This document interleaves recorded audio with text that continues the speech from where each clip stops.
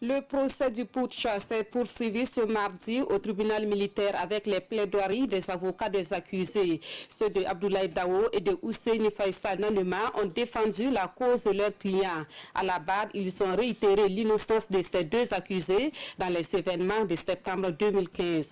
Le compte-rendu de Soubaviel David Dabiri. 5 ans d'emprisonnement ferme, c'est la réquisition du parquet militaire contre l'accusé Hussein Faisal Nanema, poursuivi pour recel et complicité de dégradation aggravée de biens dans le dossier putsch de septembre 2015.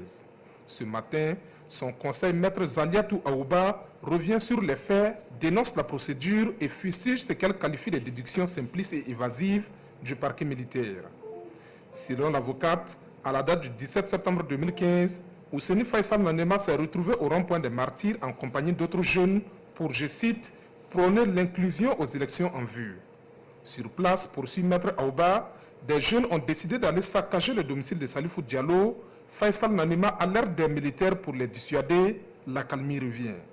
Le 18 septembre 2015, le domicile est saccagé, pillé et incendié. Et selon les pièces du dossier citées par l'avocate, du matériel avait été emporté des lieux exposés au rond-point des Martyrs et mis en vente. Faisal Nanema y a acheté un sac à 5 000 francs CFA, un fer à repasser à 12 500 et une statuette à 20 000 francs CFA.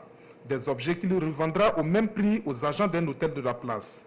Et selon Maître Zaliatou Aouba, dans la soirée du 19 septembre 2015, l'accusé ayant appris le saccage et le pillage du domicile retire les objets vendus dans l'espoir de les remettre à celui qui l'appelle affectueusement son parrain.